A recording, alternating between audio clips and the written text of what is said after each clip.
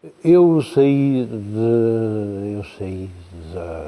Faial com 14 anos, porque não havia sétimo ano. E meu pai tinha uns parentes em Lisboa, uma tia da parte da minha mãe, e era mais económico ir para Lisboa, porque éramos dois irmãos. E a farmácia de então, a botica Lecoque, que ainda hoje existe no Faial, não era um grande negócio como depois se tornou.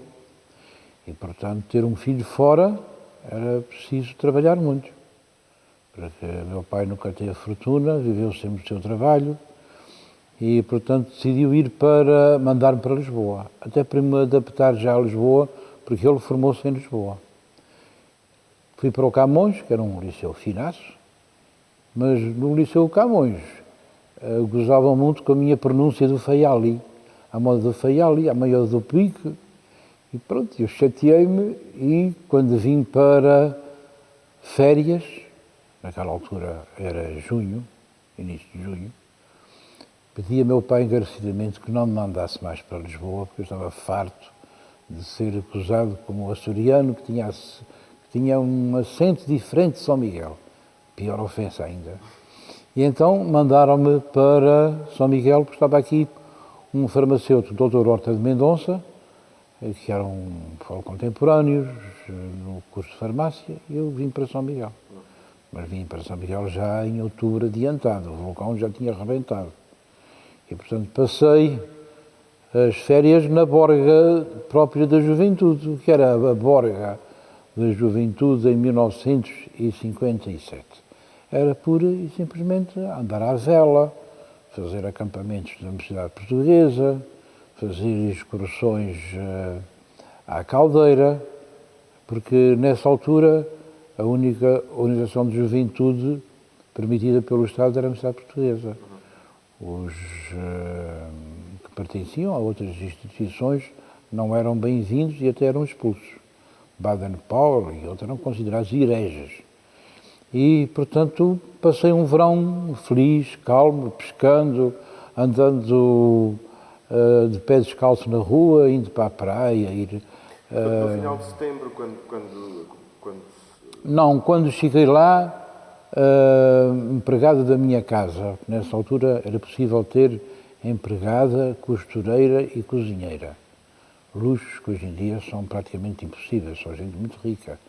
E a costureira, que ia lá uma vez por semana, porque tudo era poupado. Era preciso virar o fato, era preciso cozer uma coisa qualquer. Disse que havia abalos de terra nos Flamengos, mas a censura não autorizava a respectiva divulgação.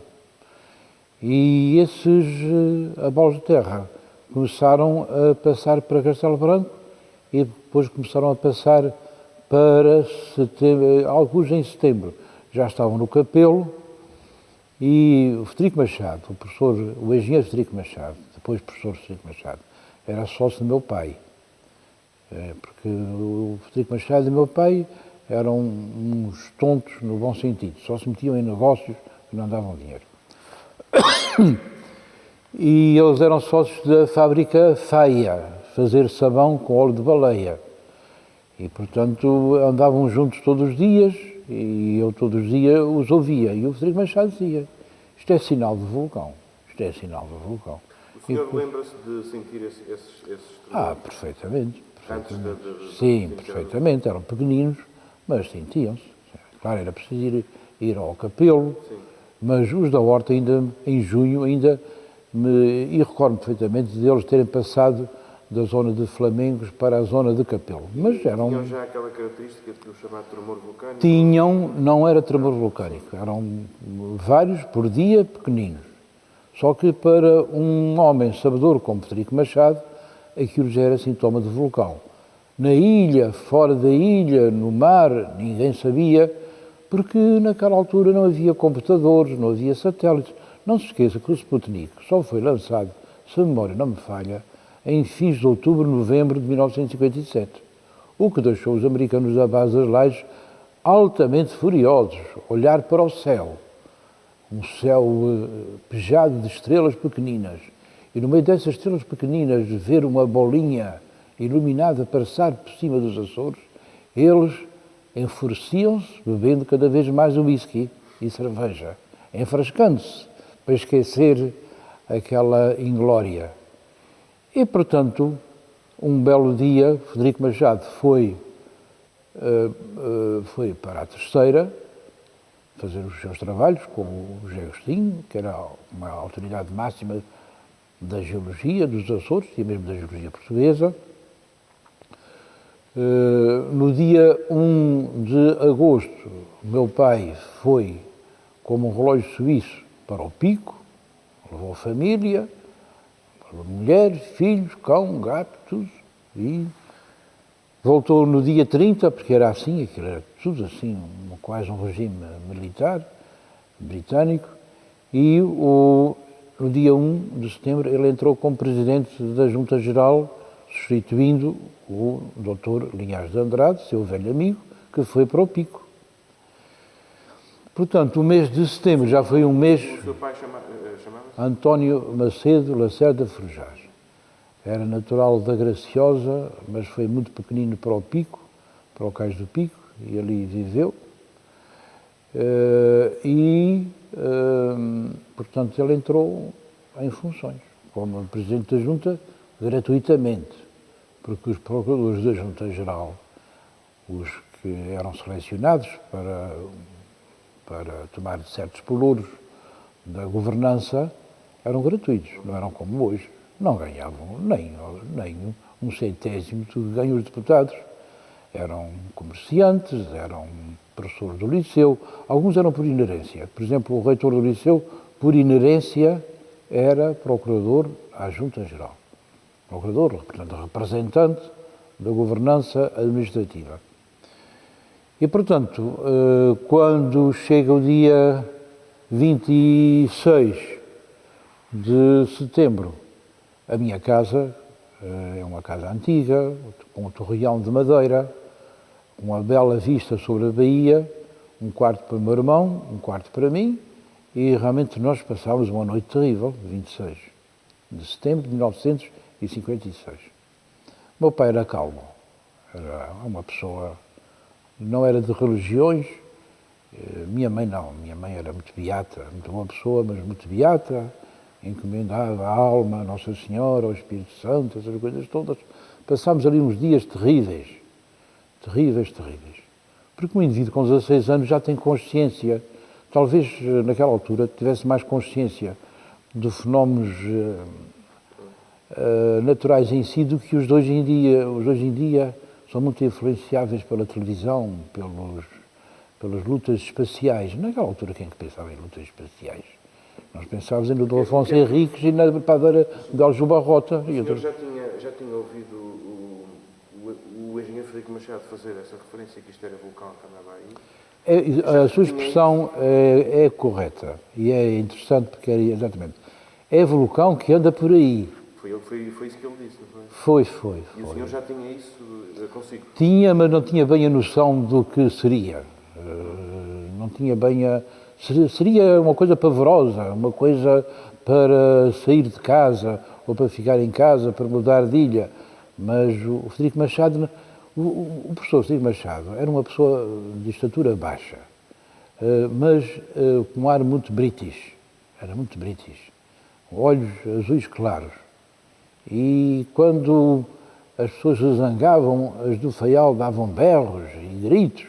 E ele não, ele fazia beicinho e tinha raivinhas. Era um homem muito de educação inglesa. É um homem muito interessante, aliás, polifacetado, fundador do Núcleo Cultural da Horta, com o meu pai. Não eram pessoas... Meu pai não era uma pessoa de botica de vender medicamentos e preservativos às escondidas. Ele fazia outras coisas por fora. E ainda bem que houve pessoas dessas. E, portanto, vem o vulcão, o Frederico Machado estava fora. O doutor Linhares de Andrade estava no Pico. E, portanto, recordo do telefone tocar e chamarem meu pai e dele dizer à minha mãe: olha, levanta, arranja os rapazes, porque eu tenho de ir para o capelo, que houve uma coisa qualquer lá que é vulcânica. Pronto, e veio uma viatura da Junta Geral buscar o meu pai, e eu pedi a meu pai se podia ir com ele, porque já estava farto dos gritos da minha mãe e das preces a Nossa Senhora de Fátima e dos gritos do meu irmão, coitadinho, já morreu e que tenho muita memória dele, que também aflito, e usando um termo de lá, abalámos para Capelinhos. E, portanto, tive essa sorte de meu pai, sendo Presidente da Junta Geral em exercício, ser das primeiras entidades oficiais a chegar à beira do farol dos Capelinhos, que estava pejado, cheio de baleeiros, exatamente o Cais do Pico, onde ele morava e que ele a todos conhecia. O Pelé, os nomes. Eu recordo deles todos. E realmente na nossa frente estava um mar como se fosse uma bacia de lavar a cara, onde se tirou a tampa, o mar em turbilhão, em vórtice, o oceano absorvendo umas águas turvas, cheias de espuma, já com pedras flutuantes. Isso marca. Em que é que isso marcou?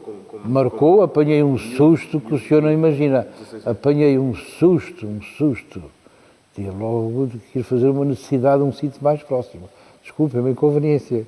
Exatamente, porque o susto foi tão grande e disse, o que é isto? E o farol a tremer, mas impressiona-me, no meio disso tudo, é o silêncio. É por isso que quando vou ao vulcão dos Capelinhos, ao atual vulcão dos Capelinhos, e vejo lá naquela montagem umas ganhoas e umas coisas e uns barulhos, aquilo é totalmente falso. É um silêncio, era um silêncio terrível, um silêncio de cemitério, um silêncio de respeito. As pessoas olhavam para aquilo, admiradíssimas.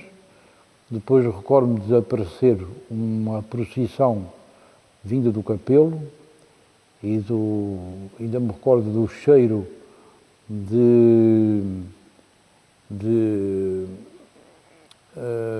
vulcão, do enxofre, se misturar com o cheiro do incenso.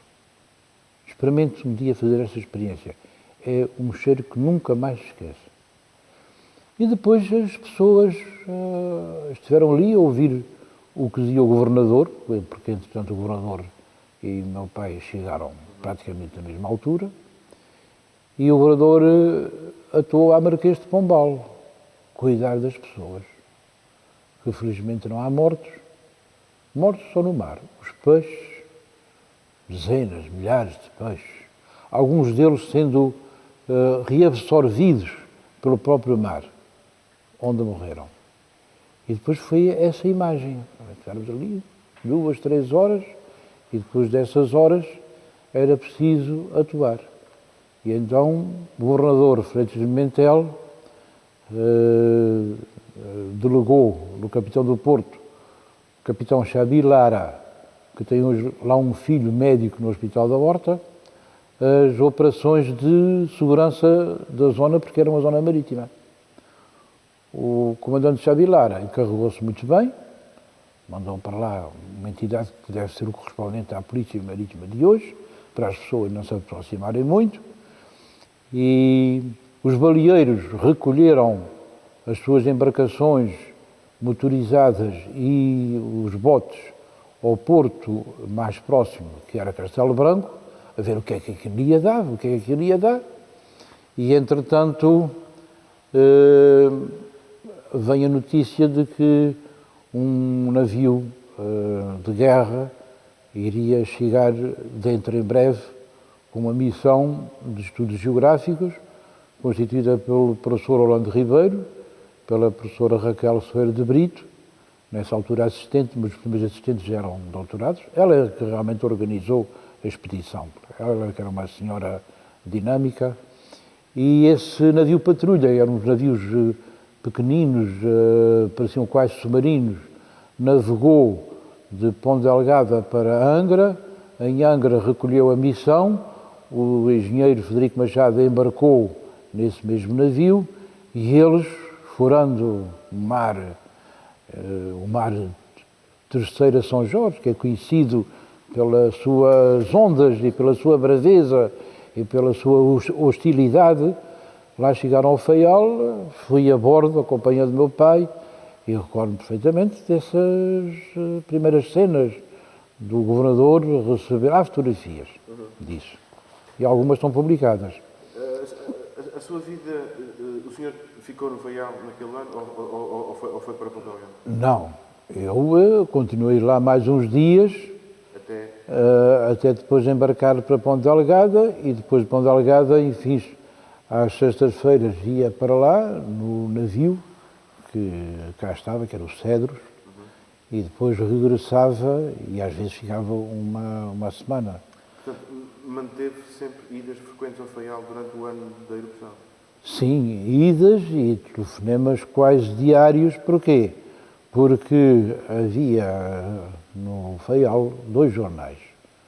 O jornal chamado Os Padres, que era o Correio da Horta, e o jornal liberal, que era o Telégrafo, do Sr. Gonçalves, que era bigode, tinha bigode branco, mas estava amarelado na zona do nariz por causa do tabaco. E esse senhor era realmente um pouco mais, desculpa, o contrário, menos conservador que o outro. Eu escrevia nos dois. Era aluno do liceu, mas escrevia. Havia hábitos, porque tínhamos professores que incitavam os alunos a escrever, a falar, a dialogar, a discutir. Não éramos alunos de missal, nem alunos de estáticos.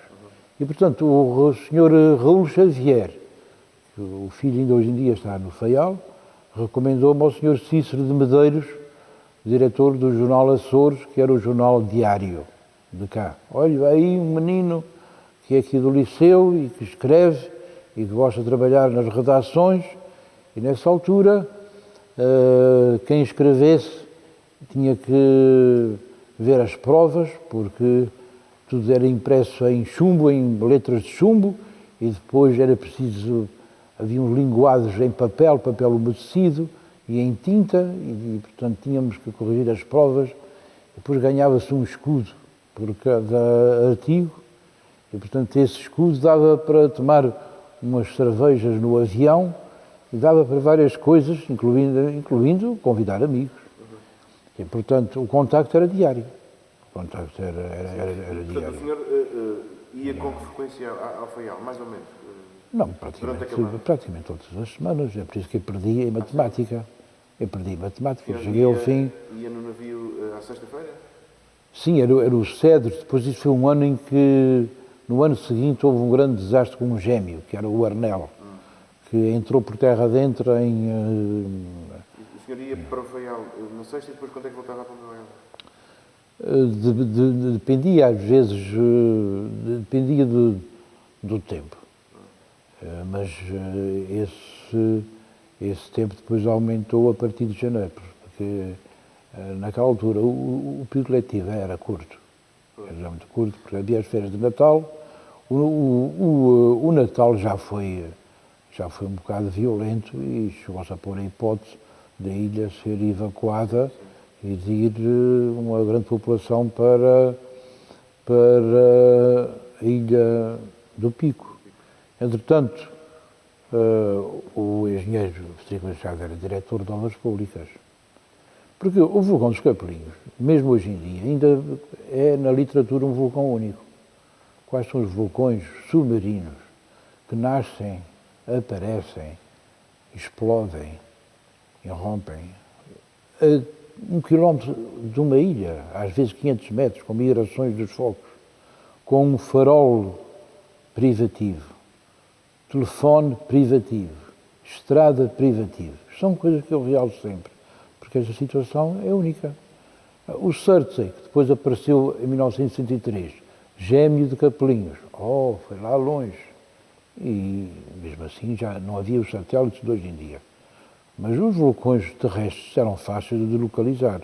Os vulcões submarinos sabiam-se através dos ruídos, da navegação marítima, às vezes da navegação aérea, da coluna de vapor e de cinzas, etc. E, portanto, o vulcão dos Capelinhos, ainda hoje em dia, é o único vulcão submarino descrito desde o início, 27 de setembro, até à sua, entre comas, morte, em 1958. Esta sua necessidade de ir ao Faial com frequência tinha a ver com o vulcão? Ou era uma coisa normal? Não, era uma coisa familiar e normal, porque... O vulcão não intensificou essa sua necessidade de ir ao Faial? Não, bem, para já eu não tinha Quando pergunto isso é nestes termos, de estar próximo da família? Estar próximo da família, sim. Sim, isso é sempre, mas isso por sempre. causa daquele evento. Teve algum... Não mais por causa da família. Claro. Não, mais por causa da família e também pela curiosidade do fenómeno em si, mas, aliás, o vulcão dos Capelinhos era um vulcão com muitas características sociais, porque repare que as pessoas, para serem expulsas da sua terra, demorou dias. Houve ali dias e dias de resistência, porque é um fenómeno natural, é socialmente natural. As pessoas voltam sempre a reconstruir a sua casa no mesmo sítio, no seu quintal, no seu pasto. É o que se vê hoje em dia nas Filipinas. Estão a reconstruir casas no mesmo sítio, mais resistentes, com outras características. É o que se vê nos Estados Unidos, depois dos grandes furacões. As pessoas são muito arraigadas, ligadas ao... É um termo um bocado clássico, mas ao seu torrão de propriedade. E, portanto, mudam com muita dificuldade. Essa parte afetiva é muito característica. Mas, claro, o vulcão dos Capelinhos também foi, portanto, aquilo de todos os dias ir ao Açores, todos os dias conviver com o Sr. Cícero de Medeiros, conviver com o chefe de redação, o professor Andrade, conviver com pessoas ligadas ao escrever, ao descritivo, de conviver com pessoas ligadas à censura. Isto não pode ir. Não pode ir porquê? Isso é uma notícia inocente, parva. Não pode, porque significa que não veio ao Ciro de Lisboa. Toca a cortar. Portanto, passei por essas cenas e realmente pessoas novas, de hoje em dia, não compreendem esse entusiasmo, porque a televisão, o iPad, o iPhone, tudo isso desviou interesses. Mas ainda bem, porque é o evoluir do tempo. Nós não podemos estar sempre, doentiamente agarrados ao passado. O senhor regressa ao Faial para férias em fim de junho, não é? Naquele ano, em 58? Não, foi em fins de junho. Foi, talvez já, eu julgo que foi aí para mais ou menos a seguir ao 10 de junho. Deve ser 11, 12 de junho. Regressa ao Faial para passar as suas férias? Para passar as férias, para passar... 57. 57 é o início da erupção, o senhor regressa para férias sim. Em 58? 58, sim. E fica 2 meses e quase 3 meses no Faial, não é? Mais ou menos. Sim, fiquei, mas já não regressei a São Miguel. Já não regressou? Não regressei a São Miguel por razão muito simples. Primeiro, porque não acabei o 7º ano. E precisava de acabar o 7º ano. E, entretanto, tinha sido criado o 7º ano na Horta. E, portanto, a cadeira que me faltava, que era matemática, porque os outros professores ressalvavam as faltas de segunda-feira. Um certo professor de matemática mais rigoroso, não me ressalvou e, portanto, eu não acabei a matemática. Fico na Horta e faço acabo lá o 7º ano juntamente com o meu irmão. Sim. E tem a oportunidade de assistir à fase final do Capelinhos, não é? Não só assistir, mas colaborar, porque o engenheiro Frederico Machado, diretor de Obras Públicas, precisava de ajudantes para acartar miras topográficas, geodésicas, tudo equipamentos que ainda hoje em dia existem, mas que estão mais modernizados, e, portanto, também trabalhei nos levantamentos E por outro lado, o engenheiro Machado tinha um colaborador em topografia, o Sr. Diniz, que era talvez dos melhores topógrafos dos Açores. É por isso que o Vulcão dos Capelinhos tem um levantamento mensal dessa equipa. Frederico Machado, engenheiro Nascimento, e o Sr. Diniz, e um outro senhor também, que neste momento o nome foi o ar, mas já me lembro. Portanto, o evento termina mais ou menos em outubro, não é? Outubro, novembro.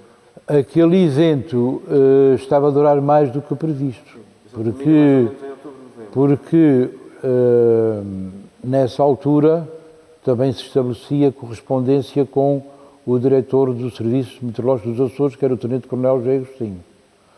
O Tenente-Coronel José Agostinho voava frequentemente em Fortaleza Voadora ou no avião anfíbio Albatroz, que estava sediado nas Lajes, e portanto ele elaborava comunicados como diretor regional do Instituto de Meteorologia.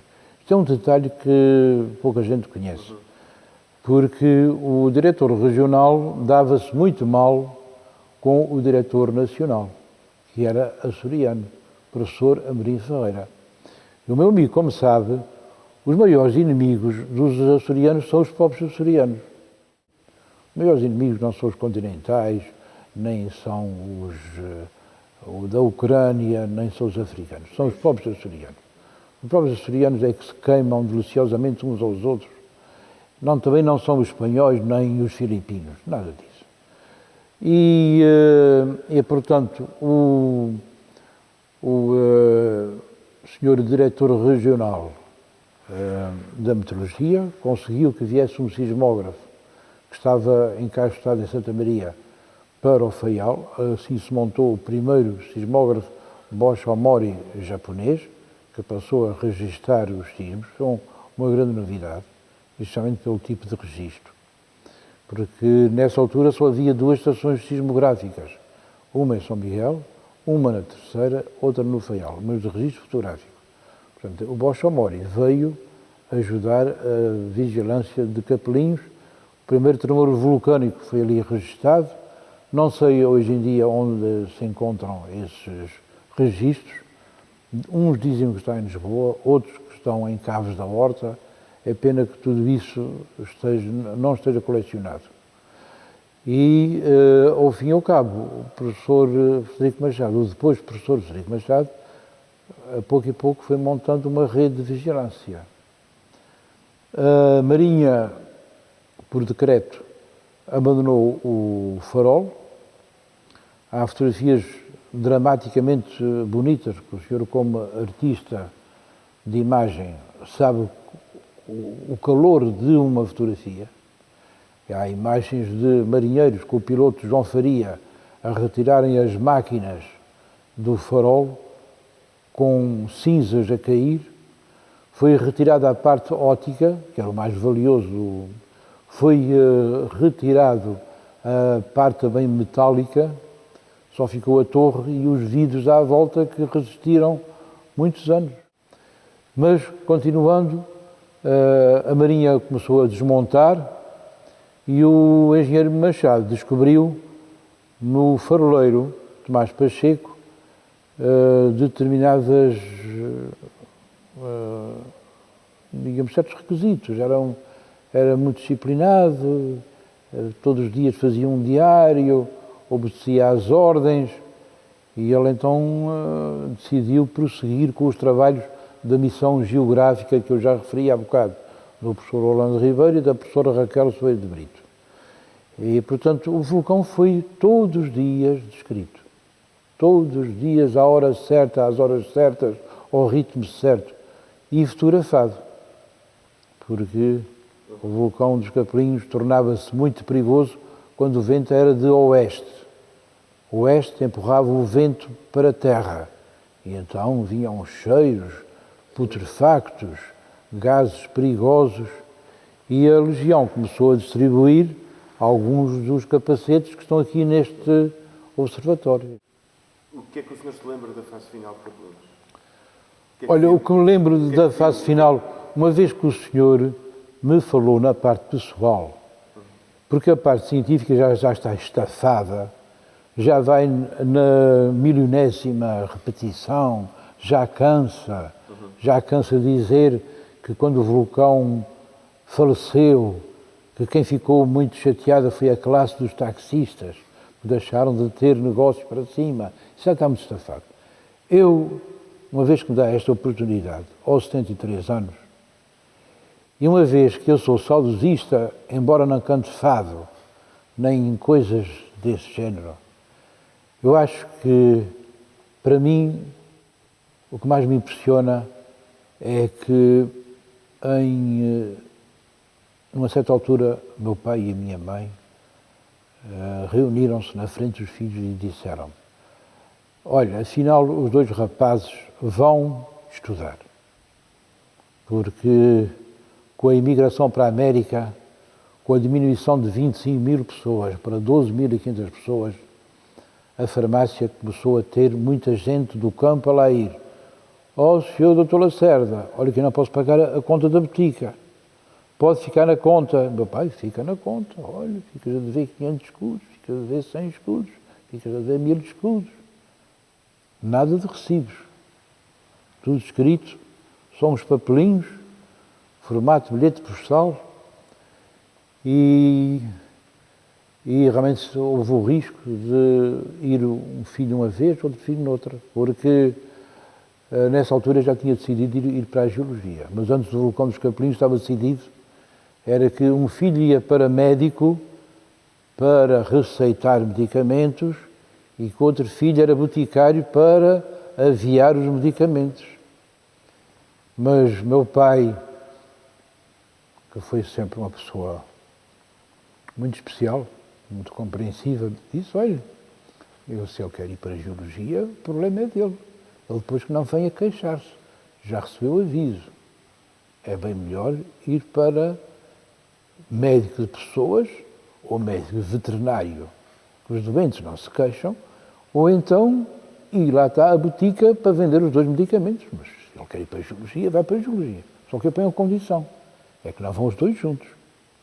Um vai para o Porto, que é uma cidade mais calma do que Lisboa, e o outro vai para Coimbra, que é a cidade dos estudantes. Porque os dois juntos são tais peças que nunca mais vão estudar. E assim foi. Portanto, fui para o Porto, eu fui para Lisboa e meu irmão para Coimbra, reuníamos ao fim de semana, o vulcão acaba, com grande tristeza do engenheiro Machado, ele entrou numa fase depressiva terrível e de tal maneira que abandonou a ilha e foi doutorar-se para Lisboa em 1961, se a memória não me falha. Mas voltando ao seu objetivo, que é a parte sentimental, a parte sociológica, é que no Porto instalei-me num quartinho, depois passámos para um lar. Peço desculpa, só para fazer um parênteses. Estamos a falar em 58. 58. Em que altura que o senhor vai para o Porto? 58 não, 59. Ah, 50, exatamente. 59, no ano seguinte. Exatamente. 58 perdi. Sim, sim. Então o senhor assistiu à fase final de Capelinho. Fase final, sim, à fase final, a fase final, ao enterro, à saída de imigrantes, ao embarque no Terra Alta, a choradeira das 5 da manhã, do Terra Alta, o Terra Alta saía às 6 da manhã, aquela procissão de gente.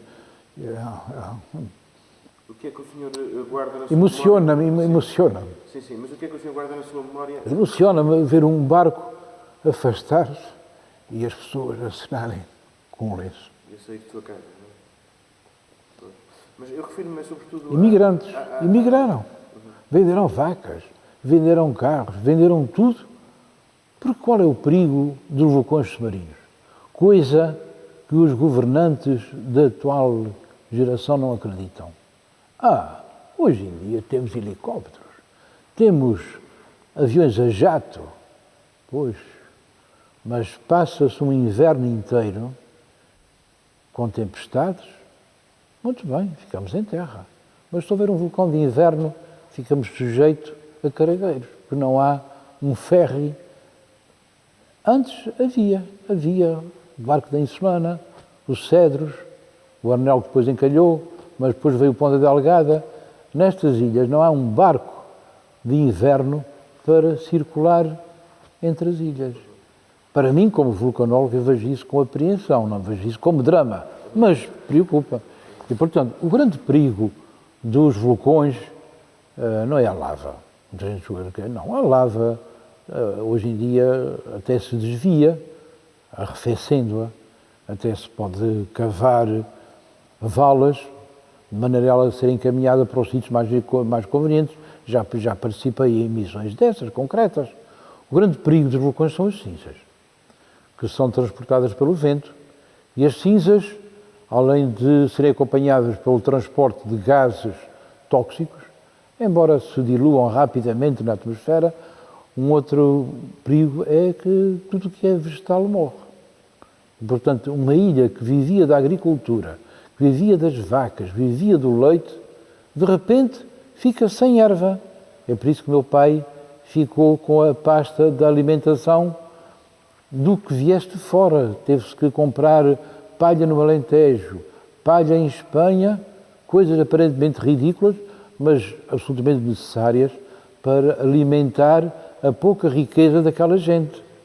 Porque as freguesias de 1956, 58, 59 não eram os luxos de hoje. Hoje, nas freguesias, há casas de lavradores em que a riqueza é demonstrada através da existência de 2 ou 3 casas de banho com jacuzzi e outras coisas finas. Naquela altura era a casinha no fim do quintal. Vivia-se mesmo miseravelmente. E, portanto, o vulcão dos Capelinhos teve esse benefício, veio na altura certa. É, se calhar, um atrevimento eu dizer isso, mas é verdade, veio na altura certa, na altura da decadência, a saída do Cabo Submarino, a saída dos aviões da Panamérica, etc, etc, das crises nas pescas. Saírem 12.000 pessoas, graças ao Kennedy, foi um bem da natureza. E, portanto, essas 12.000 pessoas, 12.500 pessoas, foram para a América, 90 e tal % foram felizes, 90 e tal % vingaram, e, não querendo prolongar muito este massacre verbal meu, é que fui para o Porto. E juntamente com o Val do Correio, vinham umas notas de 10 dólares americanos e 10 dólares canadianos. E quando eu tomei o Carvalho de Araújo para as férias, eu perguntei ao meu pai para que eram aqueles dólares, porque raramente se telefonava. Telefonar do Porto para o Faial, ora, isso era só em aniversário de parente ou de doença familiar grave. Era a cartinha mensal, um telegrama, e os telegramas eram colados numas fitinhas. Enfim, coisas deliciosas dessa vida. Mas meu pai disse, são os imigrantes que estão a pagar as suas dívidas. Mas eles todos os meses vão enviando 5 dólares, 10 dólares para o Sr. Lacerda da farmácia a bater na conta. E já naquela altura se vigarizava as finanças, dizia, Sr. Lacerda, eu não quero recibo, basta a sua palavra. Porque o senhor acreditou na minha. Isto mexe comigo. Só mais uma questão, pode ser? Mexe comigo, pronto. Que é mais técnica. Aliás, sim, mas não sei se isto enquadra dentro desta sua... Porque raramente se fala, os imigrantes foram e tal. Pronto, este é um assunto. O senhor é filho do vulcão, portanto, é geólogo... Salve seja. Sim, é geólogo. Aliás, é uma frase que o senhor usa com frequência. O senhor, a sua opção por geologia teve exatamente a ver com a erupção de Capelinho. A minha e os meus amigos, colegas, o Valdemiro, a Zilda e outros, mesmo aqui de São Miguel, não há dúvida nenhuma. Nós tivemos aqui um professor que era professor de Ciências Naturais e que nos marcou muito. E, portanto, esse professorado que nos acompanhou, menos na matemática, organizaram uma excursão ao Faial, no mês de novembro, também fizemos, além de todas essas semanais, também tivemos uma viagem de estudo no Carvalhinho. O Carvalhinho era esse naviozinho pequeno, parecia o Carvalho Araújo em miniatura. O vulcão dos Capelinhos marcou a ilha socialmente, só levou a ilha da desgraça, porque grandes investimentos se fizeram na ilha graças ao vulcão. O engenheiro Arantes Oliveira, ministro de Obras Públicas do antigo regime, é uma pessoa que não se pode esquecer. É com muito desgosto que eu vejo o nome dele aqui em São Miguel.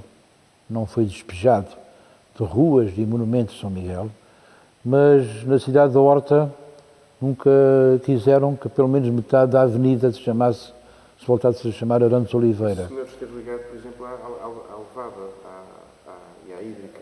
Hídrica, à Avenida Marginal, ao aeroporto. O senhor veio ali às Furnas, tem lá na igreja a homenagem ao engenheiro Arantes Oliveira, sempre que foi.